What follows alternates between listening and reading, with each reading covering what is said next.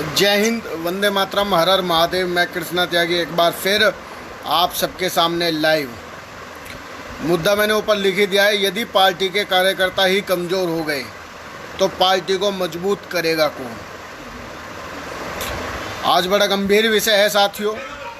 आज बड़ा गंभीर विषय इसलिए है क्योंकि एक हमारे भाई हैं, बड़े प्यारे भाई हैं हमारे गढ़ मुक्तेश्वर से, कमल त्यागी जी, जो भाजपा से जुड़े हुए थे। मुझे कोई संकोच नहीं है पार्टी का नाम लेने में भी, क्योंकि जब एक कार्यकर्ता पार्टी को मजबूत करने के लिए जी जान से लगता है और उसके बावजूद उसे झूठे मुकदमे में प्रताड़ित किया जाता है, फंसाने की पूरी प्रक्रिया करी जाती है। जो मामला तो अभी न्यायालय में जाएगा, लड़का अपनी जमानत करवाएगा, वो भाई अपनी जमानत करवाएगा, मामला न्यायालय में जाएगा। जो न्यायाधीश का निर्णय होगा वो मान्य होगा। पर कहने का मतलब केवल इतना है कि जैसे मैंने अखबारों में पढ़ा, जैसे मैंने लोगों से पूछा, तो मुझे बड़ा अचंभा हुआ कि एक स्थानीय विधायक का नाम आ रहा है इसके पीछे, जो खुद भाजपा के ही विधायक है। मुझे नहीं पता मामला कितना सत्य है, कितना असत्य है, पर यदि सत्य है, एक जरा सा 1% भी अगर ये सत्य है मामला, तो मैं भाजपा के जितने भी वरिष्ठ नेता हैं मैं उनसे साफ तौर पर कहना चाहता हूँ, बहुत साफ तौर पर, कि यदि कार्यकर्ता नाराज हो गए तो भाजपा जीत नहीं पाएगी। भाजपा के लिए जरूरी है उनका कार्यकर्ता खुश होने। और मैं ये नहीं कह रहा कि तुम हमारे लोगों के लिए कुछ करो ना, मैं तो अपने लोगों से कहना चाह रहा हूँ कि अपना लाठी, अपना डंडा, अपना झंडा लेकर चलने की आदत सीखो। जब तक आप लोग अपने आप को मजबूत नहीं करोगे तो ऐसे ही प्रताड़ित होते रहोगे।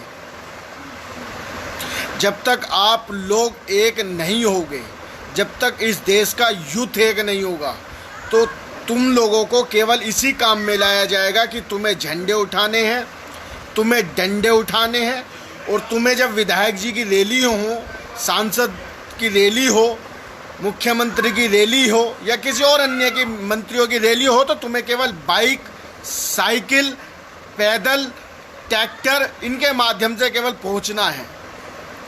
मंत्री तुम्हारे बारे में सोचे ना सोचे, विधायक तुम्हारे बारे में सोचे ना सोचे, सांसद तुम्हारे बारे में सोचे ना सोचे, पर तुम्हें तो उनके लिए कार्य करना है, क्योंकि तुम केवल बंधुआ मजदूर की तरह कार्य करते हो।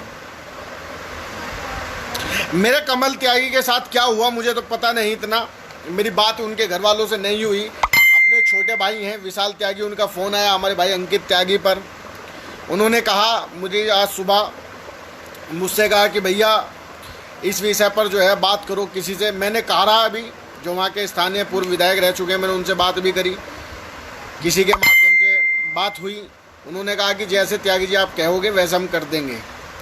उसके बाद मैंने जो हमारे सुमित त्यागी अच्छेजा जी हैं अपने, उनसे हमने बात कहा कि मैंने कि भाई इस तरीके से हम कर सकते हैं बात, अगर आप चाहें तो, क्योंकि मैं तो मामले को अभी पता ही नहीं है मुझे तो इतना, आप लोग लगे हुए हैं इस मामले पर, अगर आप चाहेंगे तो मैं बात कर लूँगा, क्योंकि जांच होनी चाहिए पहले मामले की। क्या पता कोई झूठा मुकदमा लग रहा हो, अगर सच भी है, मैं तो कह रहा हूँ अगर एक कुंटल है जन कितना है, एक ट्रैक्टर ट्रोली, एक ट्रोली जितना रेत उन्होंने जो है उठा लिया, गंगा घाट से उठाया, जिन कहाँ से उठाया इतना तो मुझे मालूम नहीं, उठा कर लिया है उसे। उनके बाद खनन माफिया घोषित कर दिया गया, और इस तरीके का व्यवहार पुलिस प्रशासन उनके घर वालों के साथ कर रहा है कि रात को 10-10 बजे, 9-9 बजे, 11-11 बजे छापे मार रहे हैं। कितनी दुर्गति होती है एक आम कार्यकर्ता के साथ। मैं तो कहना चाहता हूँ, मैं बहुत बड़ी बात नहीं बोलना चाहता, पर मैं अपने इस लाइव के माध्यम से अपने भाई कमल त्यागी को कहना चाहता हूँ कि मेरे भाई कमल, आप बड़े हो सकते हैं मेरे से या छोटे हो सकते हैं, मुझे पता नहीं, बड़े ही होंगे। आपका भाई अपनी पूरी टीम के साथ आपके साथ खड़ा है।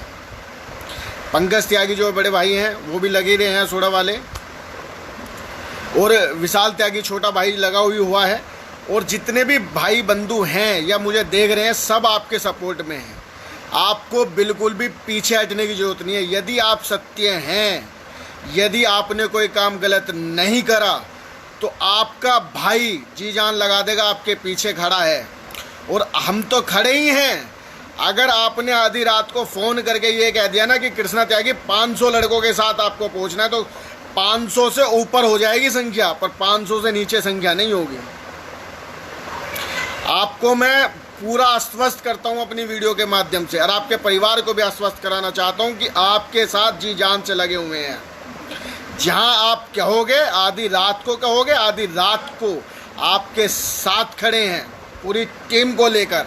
और कोई भी प्रशासन का आदमी, कोई भी सत्ताधारी आदमी हमारे भाई को बिल्कुल भी ऐसा ना समझे कि अकेला खड़ा है। 500 संगठन, हिंदूवादी संगठन नाम गिन लेना, 500 से ऊपर कर दूंगा, पर 500 से नीचे नहीं रखूंगा संख्या। दिल्ली, हरियाणा, पंजाब, जयपुर, उत्तर प्रदेश, मध्य प्रदेश, इस पूरे जितने भी क्षेत्रों में जितने भी संगठन हैं हिंदूवादी, सारे अपने भाई के पीछे लगा दूंगा। और जितने भी चेहरे हैं, कि जितने भी चेहरे हैं हिंदुस्तान में जो हिंदुत्व की बात रखते हैं, वो सारे कमल भाई के पीछे लगा दिए जाएंगे। प्रशासन हमारे भाई को बिल्कुल अकेला ना समझे। हमारे भाई संदीप त्यागी जी, वो भी इस मामले को देख रहे हैं। पंकज त्यागी वो भी देख रहे हैं। छोटे भाई अंकित त्यागी भी मामले को देख रहा है। और मैं खुद भी अब इस मामले में इन्वॉल्व हो चुका हूँ।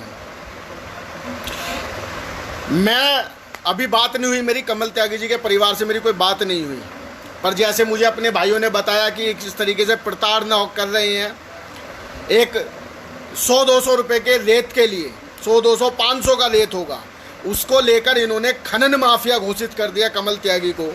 अरे तुमसे वो बदमाश, तो वो गुंडे तो पकड़े नहीं जा रहे जिन्हें तुम्हें पकड़ना चाहिए, जिन्हें तुम्हें रोकना चाहिए। तुम्हें एक ऐसे कार्यकर्ता को तुमने देखा, उसमें लॉकडाउन में उस व्यक्ति ने कितने लोगों की मदद करी, कितने भूखे लोगों को खाना खिलाया, कितने घरों में खाना पहुंचाया। तुम 500 रुपये के लिए उसे खनन माफिया घोषित कर रहे हो। शर्म आनी चाहिए तुम्हें। अगर तुम्हारी कोई आपसी राजनीतिक रंजिश थी, राजनीतिक रंजिश कभी भी प्राइवेट रंजिश नहीं होती, पर तुमने उसे व्यक्तिगत रंजिश बना दिया, तुमने उसे व्यक्तिगत रूप दे दिया। और जब आप लोगों ने व्यक्तिगत रूप दे दिया और आप लोग राजनीतिक रंजिश को व्यक्तिगत रूप देकर अवैध रूप से इसे प्रताड़ित करने का काम कर रहे हैं कमल त्यागी को, तो ये बर्दाश्त नहीं होगा। और वो कोई इतना बड़ा माफिया नहीं है, वो इतना बड़ा कोई गैंगस्टर नहीं है जो उसे छुपने की जरूरत पड़ेगी या उसे भागने की जरूरत पड़ेगी। पर उसने अग्रिम जमानत के लिए पेपर दिए हैं। जमानत मिलने के बाद वो सबसे मिलेगा, सबके पास जाएगा, उसी क्षेत्र में रहेगा, कहीं भगने का नहीं है वो। और इस लाइव के माध्यम से मैं सभी अपने साथियों से, सभी बंधुओं से एक बात कहना चाहता हूँ कि शेयर करते रहो। सबसे पहले मेरे जितने भाई हैं ना, शेयर करते हैं। जितने मेरे भाई हैं, स्पष्ट संदेश है सबके लिए। अपना कोई भी युवा, अपना कोई भी भाई, बात केवल कमल त्यागी की नहीं है, पूरे हिंदुस्तान में अगर किसी को प्रताड़ित गलत रूप से करा जाएगा, उसके साथ खड़े हैं और अड़के खड़े हैं, अड़कर। ऐसा नहीं है कि सत्ताधारी पार्टी है, कोई भी सत्ताधारी पार्टी, ऐसे तो फिर तो सब जो सत्ता में रहेगा वो तो अपने ही अपने रूप कहेगा, या तो हम उसकी गांड चाटें, अगर ना चाटेंगे तो कल को तो हमारे नाम की भी रिपोर्ट लिखे जाएंगे, ऐसी हमें भी फंसाने के काम करे जाएंगे ऐसे, है ना। और यही समय है, मैं अपने लोगों से खास कर कह रहा हूं कि यही समय है एक होने का, यही समय है आवाज़ उठाने का, दबाने का समय नहीं है। किस किस पर रिपोर्ट होंगी, किस किस को जेल में ठूसा जाएगा। बेवजह कोई किसी को जेल में नहीं ठूस सकता। जितना संविधान हक देता है इन्हें बोलने का, उतना संविधान हक देता आपको भी, और चाहे मामला सुप्रीम कोर्ट में चला जाए। कमल भाई, मैं तुमसे स्पष्ट खुले शब्दों में ये वीडियो आपके लिए ज़्यादा है, ये वीडियो ध्यान रखना इस बात को। चाहे मामला सुप्रीम कोर्ट तक खींचना पड़े, अगर आप सच्चे हैं, अगर आप झूठे नहीं हैं, तो भले मामला सुप्रीम कोर्ट तक चला जाए, समझौता नहीं होना चाहिए बिल्कुल भी। अब तुम्हारे भाई जी जान से तुम्हारे साथ खड़े हैं। वकील चाहिए, वकील मिलेंगे। जिस लायक हैं, पैसा धन जितनी भी हमारे बस की है उतने तुम्हारे साथ खर्च करने के लिए तैयार है, अड़कर। पर मामला अगर सत्य है आपका, एक जरा सा भी आप झूठ नहीं है, तो अड़कर चाहे मामला सुप्रीम कोर्ट तक चला जाए, हाई कोर्ट, सुप्रीम कोर्ट, जहाँ तक ये ले जा सकते हैं। पर आपको ना तो घबराने की ज़रूरत है, ना पीछे हटने की ज़रूरत है। और जो इनके परिवार के लोग हैं, कमल भाई के परिवार के लोग हैं, मैं उनसे कहना चाहता हूँ, जितनी माताएं और मेरे पिता समान बुजुर्ग अगर इस वीडियो को देखेंगे, तो अंकल जी और माता जी, आपसे विशेष कर अनुरोध है कि बिल्कुल भी घबराने की, रत्ती भर भी घबराने की ज़रूरत नहीं है आपको। जब मामला हाईलाइट इन्होंने कर ही दिया ना, तो अभी से इतना हाईलाइट कर देंगे कि हिंदुस्तान के हर व्यक्ति तक ये बात जाएगी। अब ये केवल अब गढ़ मुक्तेश्वर का मामला नहीं रहा, अब ये दिल्ली का मामला हो गया है। और हम आंदोलनकारी हैं। अगर इस मामले को लेकर हमें संसद भवन का घेराव भी करना पड़ा ना, तो उसके लिए भी हम पीछे नहीं हैं। और मैं कृष्णा त्यागी ये काम कर सकता हूँ, ये मेरी पिछली वीडियो में आप अच्छे तरीके से देख सकते हैं। मैं कुछ भी कर सकता हूँ, पर अपने भाइयों पर गलत रिपोर्ट बर्दाश्त नहीं है। अगर सत्य है, जैसे उसने अपनी वीडियो में कहा कमल भाई ने, अगर सत्य है तो फांसी चढ़ाओ, अगर सत्य नहीं है तो मामला गलत इलझ गए। राजनीतिक रंजिश के कारण किसी को भी यह हक नहीं है कि किसी भी व्यक्तिगत रंजिश दिखाए इस चीज़ में। और कमल भाई, आपको फिर से मैं कह रहा हूँ इस लाइव के माध्यम से, एक बार सारे भाई शेयर कर दें साथियों, एक बार जितने भी मेरे भाई हैं सब एक बार शेयर कर दें। काफ़ी दिनों बाद लाइव आया हूँ। और यही नहीं, हिंदुस्तान में जब भी, दिल्ली में भी कई ऐसे मुकदमे हुए थे हमारे और भाई के हुए थे, उसमें भी खुलकर साथ था अपने भाइयों के। कुछ राजपूत भाई थे, उनके लिए भी हम लड़े, और हम अड़के, बिल्कुल अड़के खड़े रहे। ऐसे मामले लगातार होते रहते हैं, कई कई राज्यों में, अलग अलग राज्यों में खूब होते हैं। घबराने की कोई आवश्यकता नहीं है। मामला चाहे सुप्रीम कोर्ट तक खींचे अब, ठीक। और आतंकवादी नहीं है वो कोई बहुत बड़ा गैंगस्टर नहीं है, बहुत बड़ा उस पर इनाम घोषित नहीं हुआ अभी कि उसे ढूंढने के लिए इतनी दबिशें घेरी जा रही हैं। ये सब समझ रहे हैं, पूरा समाज समझ रहा है इस बात को। ये तो शुक्र मनाइए है कि लॉकडाउन है अभी। और हम इसी सत्ताधारी पार्टी के नहीं चाहते कि हम इस सत्ताधारी पार्टी के खिलाफ कुछ कहें या बोलें या कुछ कार्य करें। इसलिए मैं कह रहा हूं, हर एक व्यक्ति अपनी बात की गंभीरता को समझे। हम अपना खून बहाते हैं, अपना पसीना बहाते हैं, विपक्षी पार्टियों के ताने सहते हैं, उनके मुकदमे सहते हैं। क्यों? क्योंकि हमारी ये पार्टी जीत कर आए, उनके नेता जीत कर आए। इसलिए नहीं कि हमारे भाइयों को झूठे मुकदमे में फंसाया जाए, बल्कि इसलिए कि अपने लोगों को बढ़ाया जाए। अगर हम सत्ताधारी पार्टी के होते हुए भी अगर हम पर झूठे मुकदमे लिखे जाते हैं, यदि सत्ताधारी पार्टी में होते हुए भी परिवार वालों को इस तरीके से सताया जाता है, रात में डराया जाता है ना, तो ये गलत है। और जितने भी लोग मेरी वीडियो देख रहे हैं ना, मैं एक बार फिर से कहना चाहता हूँ, शेयर कर देना, एक एक व्यक्ति शेयर कर देना। कमल भाई, हमें तो अभी बात हुई नहीं मेरी कमल भाई से, पर जो भी है, जैसे भी हैं, आप स्वस्थ रहिए। उम्मीद है अपनी अग्रिम जमानत लगाइए, आपको जमानत मिल जाएगी, कोई बहुत बड़ा इशू नहीं है ये।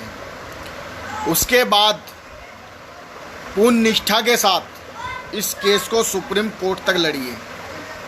और इस पूरी लड़ाई में, इस पूरी न्यायिक प्रक्रिया है, इस पूरी लड़ाई में जहां मेरी टीम की, मेरे एक एक व्यक्ति की जहां ज़रूरत पड़े आपको, आप फ़ोन करना, आपके लिए आधी रात को हम तैयार हैं। सुमित भाई से भी मैंने कह दिया था, विशाल से भी कह दिया था।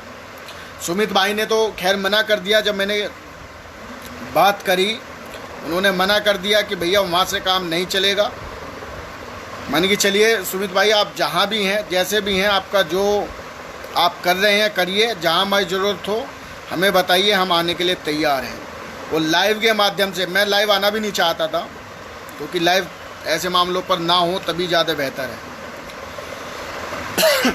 पर फिर भी अंकित भाई का, विशाल भाई का ज़्यादा कहना था कि भैया लाइव आइए, तो मैं आ रहा हूँ और यही आश्वासन देने आ रहा हूँ आपको लाइव कि आपको पीछे हटने की ज़रूरत नहीं है, क्योंकि जब तक मुकदमे ना हो, जब तक कोई वाद ना हो, तब तक कोई निर्णायक लड़ाई लड़ी ही नहीं जा सकती,